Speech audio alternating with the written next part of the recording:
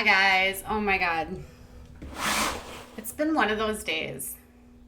I literally was just like sweating because of the last stream I did with the dogs going nuts. And I was like, I'll be back if anything else happens tonight. And then, of course, something happened and I wasn't planning on going on. And then I was like, I can't wear the same shirt because I've already done 2 streams in the same shirt. And then it's going to be like on YouTube and people are going to be like, do you even change your clothes? And I'll be like, no, like all I do is live on YouTube. All right. It's Katie from Without a Crystal Ball. Today has been a very busy day in the court systems for Amber, Portwood. It started out with a affidavit being filed by the state of Indiana against Amber, and in the probable cause affidavit there was some more details related to what happened on the night of July 5th that resulted in her arrest. So here's what we know. According to the probable cause affidavit, on July 5th at 2 a.m., Amber and Andrew Glennon began fighting at their shared home in Indianapolis. According to interviews taken at the scene by police with Andrew Glennon, he told authorities that Amber became increasingly escalated and angry and began to get violent and picked up a shoe and hit him across on the right side of his neck. Officers brought in a forensic team to take photos. He had marks and scratches on his neck. He also told officers that at the same time she was hitting him on the neck, he was holding the baby in his arms. So she hits him with a shoe, he's holding the baby in his arms, and when she's interviewed by police, Amber tells them that yes, she hit him, but it wasn't on the neck, it was just on the shoulder, and it didn't really do anything, and she barely touched him. Officers arrested her, and she was brought to Marion County Detention Center, where she was charged with a single count of a Class 6 felony of domestic battery. However, today in Marion County Superior Court, the official charges were filed by prosecutors, and it's not just a single charge of domestic violence. It's actually 3.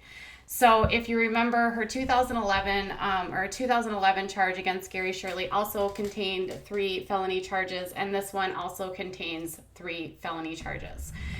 So it also contains some other stuff, which will explain why Andrew, which I did in a previous stream just about a half an hour ago, where I said that Andrew has filed for emergency custody of James. That's because in the filings from the prosecutor, they have filed for an emergency order of protection, no contact order between Amber and the victims. So this is a situation where the prosecutors do not want Amber talking with the victims. And so because of that, she does not have access to her son, to Andrew, and Andrew has filed for emergency custody of James along with a paternity test to ensure that he is the father. So that's what has happened today so far. Now, I'll tell you what the charges are and we can go through these. So on her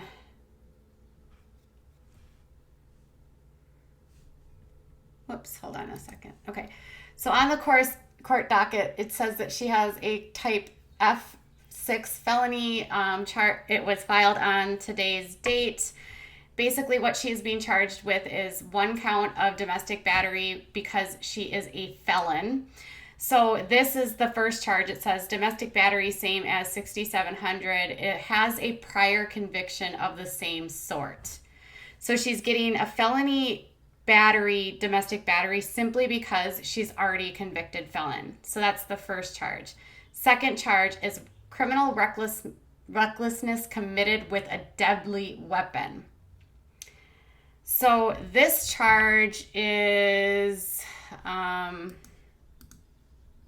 I didn't even look this one up, you guys. I didn't even notice that it had a different statute number. I'll have to figure this one out. Okay.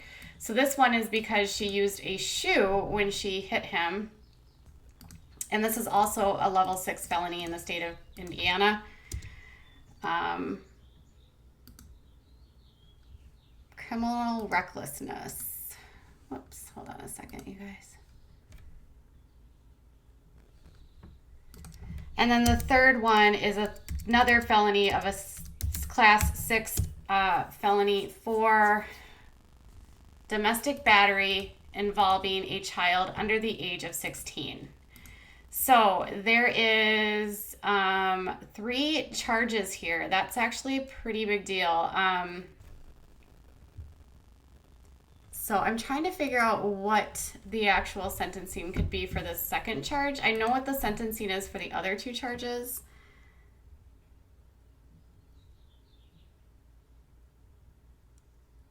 So a level 6 is committed while armed with a deadly weapon or a person committed aggressive driving. Ooh, a deadly weapon. So I don't know what the deadly weapon is. The probable cause affidavit said that it was a shoe. I don't know if there was some other kind of weapon that was involved within this case, but the class 6 felony has the same sentencing guidelines as the other 2 that she's charged against. So for each count, the maximum sentence is 2.5 years. So she could theoretically, if she were to convicted on all 3 of these charges, could be facing up to 7.5 years in prison, which is nuts. Now, here's the kicker, you guys. A stiletto. Oh, good point, Kim. A stiletto heel.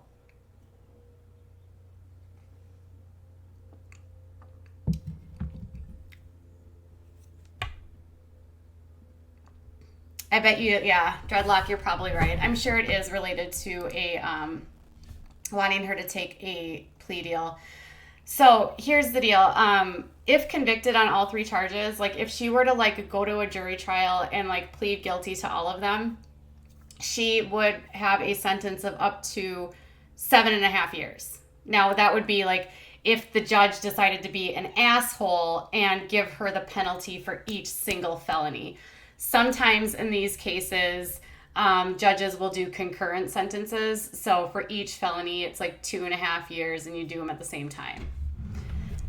If they decided to be an asshole, they could make her do them like one after the other and it could be 7.5 years. So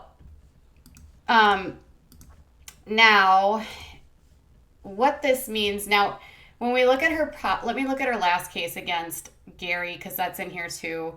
And it's interesting because in the exact same thing happened with Amber in 2011. So the state of Indiana filed charges against her, and the very next thing was in the matter of paternity for Leah Shirley. So the exact same order of events happened. They file charges, and then Gary files paternity testing so that he can get, after she goes to prison, he files paternity to ensure that he can get custody of Leah. So in this one, she was actually in the case against Gary, she was charged with domestic battery felony, domestic battery misdemeanor, domestic battery committed in presence of a child less than 16, and then a felony of neglect of a dependent, putting in a situation endangering dependent's life. She, in that case, ended up pleading guilty to 2 counts. She took a plea deal, and what was this? She took a plea agreement, and she pled to a Class D felony written agreement. She pled guilty to count 1 domestic battery, Class D felony, and count 3 domestic battery, Class D felony. So in her previous case that involved Leah and Gary, she pled guilty to 2 felonies. So in this case, in that case, she was also charged with 3 felonies and 1 misdemeanor. In this case, she's being charged with just 3 felonies. And one of the felonies is because she's already a felon. And this is the kicker, you guys. In the state of Indiana, if you are a habitual offender, you can get the 3 strikes you're out rule, meaning if you end up getting 3 felonies for the same offense, you can get the full sentence. So if she already has 2 domestic battery felonies, if she gets another domestic battery felony, she could theoretically be given the full sentence in this case. So this is not really looking well for her at all. At all. So, yes, Tanya, you are correct. The paternity test is needed because in the state, in any state actually, in case you are wondering, in case you want this information, in a state, if you are not married and you are a woman, custody automatically goes to the woman, no matter whether or not the father's in the picture or not.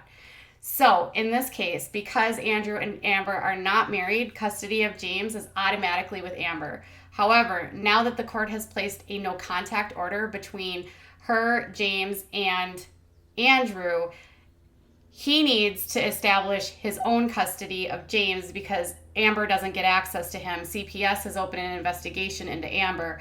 And so what he's doing now is he's ordering that he gets a paternity test to ensure that James is his, which I'm sure he's probably his.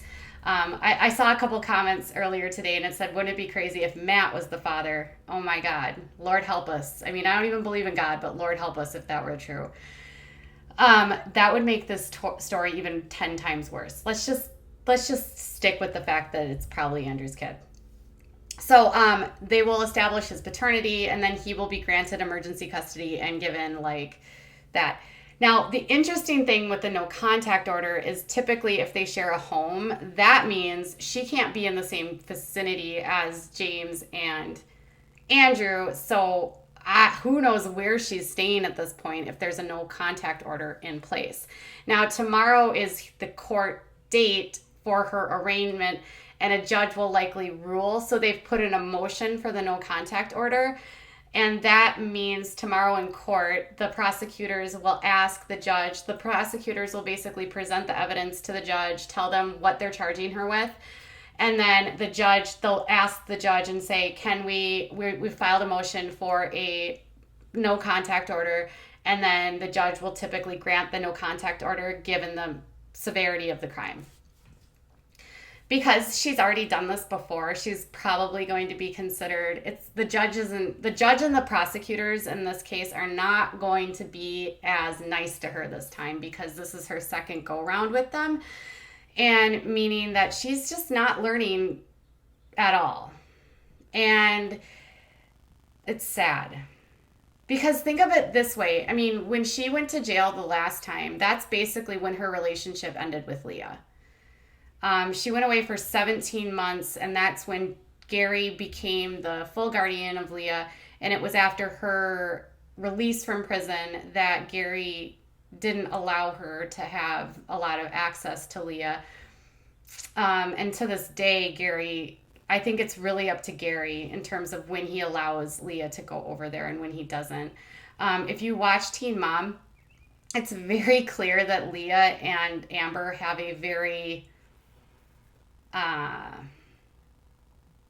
estranged relationship. I wouldn't say that they just don't have a typical mother-daughter relationship at all. If you see her interacting with Christina, she has a much more like mother-daughter relationship with Christina. And Christina actually seems to be like more involved in terms of like the day-to-day care of Leah. So thankfully, at least Leah has somebody in her life that has kind of stepped in, and same with Gary for her dad. In one of the episodes this year, actually, they went to a there was this really odd exchange between Christina and Gary, and it's so hard on these shows because you never really know, like, was this staged? Is this real? Because you know how like the producers can kind of like fabricate and fictionalize things.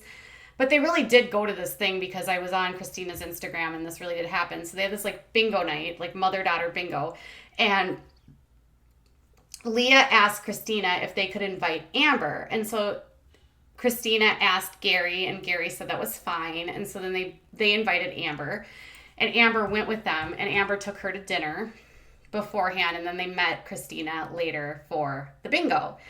And it was really weird. Like, when Christina was describing it, she was just like, yeah, I think it's really good for her to have like this time with Amber. And she said that Amber sent a message and said that she had a really good time.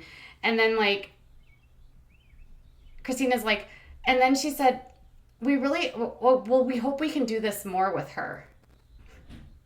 Like, it made me wonder how often she actually sees Leah. I mean, I was like kind of dumbfounded actually when she said that. I was like, we hope we can see her more.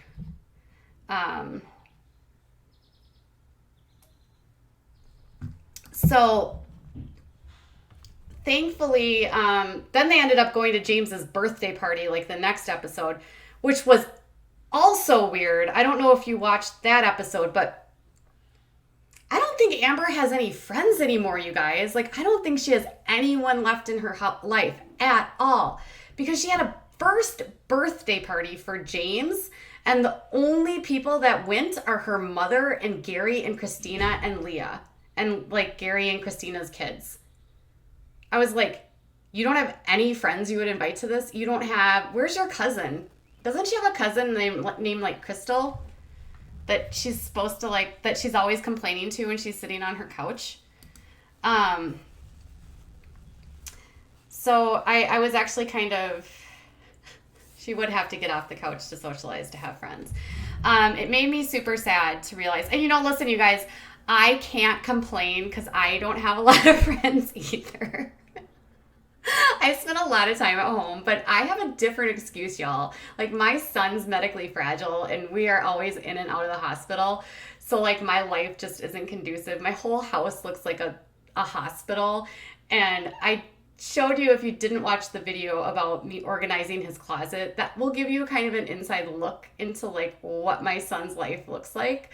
So that's my excuse for not having a lot of friends. Amber's just got this debilitating whatever anxiety. But this is the thing, you guys. So she hasn't said anything on social media, which I have kind of been like, wow, this is crazy. Because Amber's not one to like be shy on social media, like at all. Like, she's the kind of chick that will like bare her soul to everyone. I mean, she's the one that like does the, she's lying in bed and I need to do a Snapchat video for all of my followers. And you know what I realized? I feel like I had all these epiphanies today when I was watching All Things Amber. Because this is how like invested I get into these stories. When I present this stuff, I want to be able to like give you a full like synopsis of her life. And I think what I've figured out about her is that, and I totally lost my train of thought, you guys. Oh my God, it's been a day. What I have figured out about her is that Amber, like, oh my God, she's just so, she's not doing what she's supposed to be doing. She's maybe not talking because this is really serious. And she's maybe not saying anything because there's a no contact order in now. Their relationship is probably done. She's probably not living in the same house with him anymore. And now tomorrow she has to go to court and she's going to be formally charged with 3 felonies. That is insane. And she already has 2.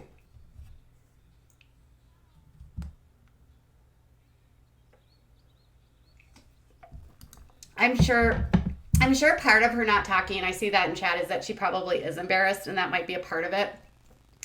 But I also think like she probably doesn't want to say anything because at this point you don't want to like impact your legal case.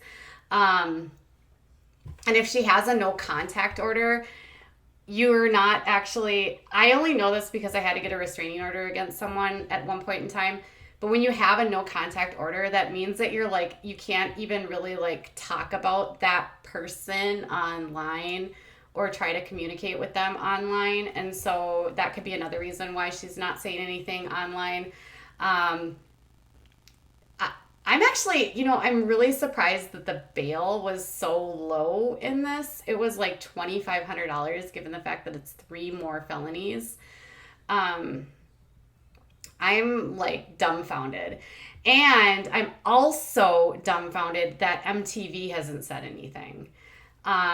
They've had ample time to respond. They have had ample time to say something. If you noticed in last night's episode, they talked a lot about, if you are dealing with emotional distress, if you're dealing with this, if you're dealing with that, reach out to here, and they provided resources. But I do think it's like very telling that MTV isn't saying anything. And I think this is the part about MTV that pisses me off more than anything. They're part of the problem for Amber, like, being the way that she is. Amber was like the pilot episode for 16 and Pregnant. And Amber has, since, because she was the pilot episode, has this very grandiose idea that, like, because she was the pilot, this entire franchise exists because of her. And that's not really the case. Like, if she wasn't the pilot, it would have been someone else. And when they do a pilot, they usually have a series of like other episodes already filmed. So just because she was the first episode doesn't mean it's the reason why the whole entire series took off. But she has this that's what I was going to say, this very grandiose sense of self, which almost makes me wonder if she has like some narcissistic tendencies. Like, I know she's already said that she's like bipolar and has borderline personality disorder, but I'm also like, dude, is she also a narcissist? I mean, can you imagine trying to be in a relationship with somebody that has that many things going on? It's like, Andrew, run. And I'm not trying to be rude. I'm just saying, like, she has got, unless she takes care of herself, which she's clearly not, there is nobody that should have to put up with this at all. And now she's going to lose custody of another child. And then that had me thinking too, like, why was Andrew even getting involved with her when she was on marriage boot camp? That part of this has always weirded me out. Like, she was on marriage boot camp with Matt, and she's making out with Andrew, and then they suddenly get pregnant right away, and they have like this Insta family. It's weird. And then why would you get involved with a chick that's on marriage boot camp who has a history of violence? Like, what? And did you see her on marriage boot camp? Did you literally see her? Did you see how crazy she was? I mean, she was on there with her mom and with her mom, and she was on there with Matt. And that's another thing I was thinking about, and some people brought this up in my comments. What if this was Matt's kid? My God, that would be terrible.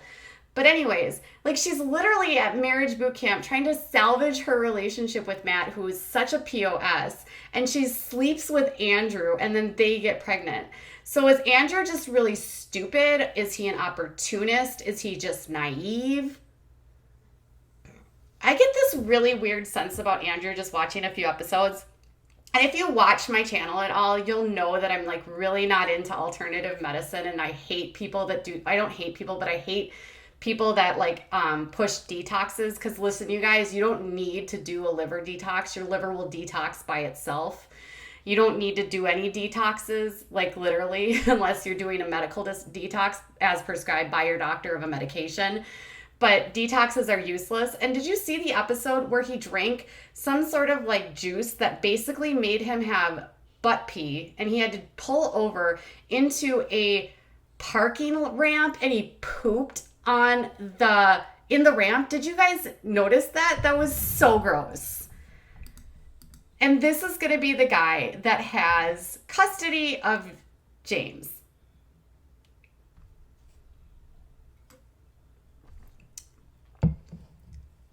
It was totally butt pee. Totally butt pee. No, No, see, he didn't have to pee. He had to poop. Because, see, a lot of these detox drinks that they drink, they basically are like high doses of like something that has sodium in them. Like, if you have watched my channel, you will know that I have covered this chick named Jillian Epperly, and she is crazy. Like, if you want to search in my archives, I have a ton of stuff on these like pseudoscience crazy people. And it's like it's like cabbage with a shit ton of like salt in it. And you drink it, and it makes you basically have like poop pee, like pee poop, whatever you want to call it. Like, you're basically peeing out your butt. And it happens very violently, and it happens very fast. And these people that do it, they think that it's going to like cleanse their system, but that's not how it works, because your liver and your kidneys will cleanse your system for you. There's really nothing you have to add. So that part super grossed me out. And then I was like, dude, is this guy working with a full deck if he's like going to poop pee in a like parking ramp and just act like nothing happened? It was just bizarre. So bizarre. Yes, and it was Jilly Juice. Totally Jilly Juice. The trots. Jillian Epperly calls it waterfalls. So gross. Oh, it's so gross. Okay. So, that's, yeah. And that was another point that someone in chat I just saw was, yes, both of these instances happened when the kids are 1 year old. Like, is there something that happens around the first birthday that makes them lose their minds? Now, in another episode, she was talking about how she's been a victim of domestic abuse and also been the abuser. She wants you guys to believe that Matt hit her, which maybe he did, but you have got to believe that she probably kicked the crap out of Matt too. I mean, they were like the same size. And Matt, I'll never understand how she stayed with that loser for such a long time. He was so disgusting. So gross. So disgusting. Oh my God. I want to vomit a little bit in my mouth when I think about Matt. I'm like, okay. I'm digressing into territory that's not even necessary for this stream. Okay. I'm so sweaty from all of these streams. Have I said that enough, you guys? My hair is super nappy. And I'm so excited because I'm getting my hair touched up on Thursday. So if you have color suggestions for my hair, leave them in the comments. I'm also going to be getting an Olaplex, a deep conditioner, because my hair feels extremely fried. I have an amazing hairstylist that does my hair, in case you're wondering. And it takes forever to get your hair this bright. So, and it's super high maintenance because the color doesn't last for very long. As you can tell, I don't have gray hair. That's actually just bleached out hair that's red, purple stuff that has faded. So it looks really nappy on the video right now. So green or blue? I would love to do green or blue, but blue fades super fast. I will ask Nikki, who does my hair, what color I could do in conjunction with the purple that would last better. She did this like lighter purple on the top, and it faded really, really fast. The darker purple has actually stuck in there it was a very rich dark purple when it started, and it's faded to this kind of magenta, which is totally fine with me. And the stuff on the top actually started out in a color like this. My stylist likes to do two colors so that there is like a depth. That's what she says. She likes to add depth. So let me know what you think.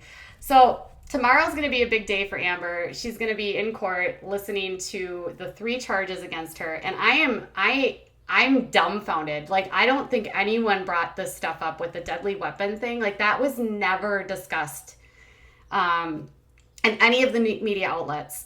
So this deadly weapon aspect, and then this whole like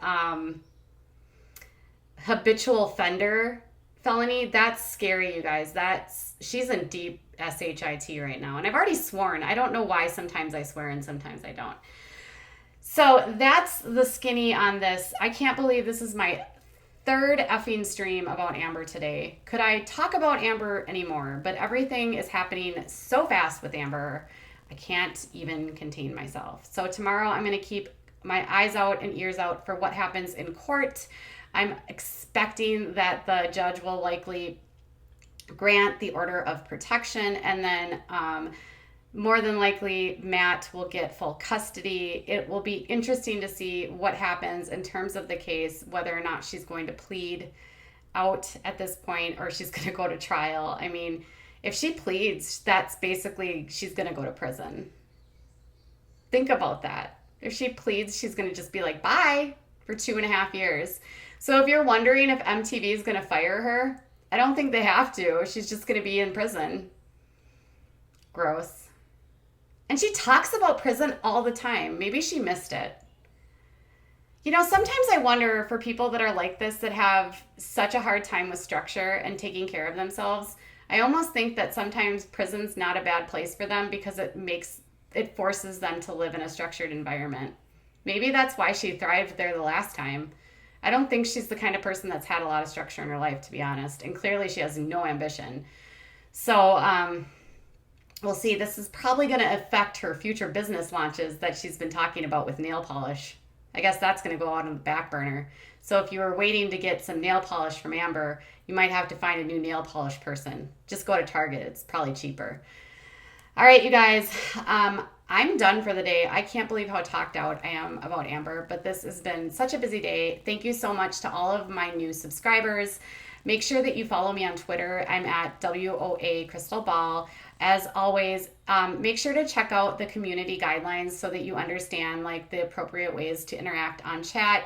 And then just know with the comments, I do monitor them. And so if there's stuff in there that's just not appropriate or just super rude, I do delete it. I try to keep my comment section a little bit more PG, knowing that there's going to be people that are younger that are going to come here. And I try just to not have a lot of crap in the comments. So be nice in the comments. You don't have to agree with me, but you don't have to be a jerk. And to all the people that leave me nice messages, thank you so much. You guys are amazing. Watching this channel grow in the last couple months has been amazing and so much fun for me. And knowing that you guys are here and listening is so humbling. I can't even believe anyone's interested. Mommy. All right, you guys, have a great night. Mommy. Bye.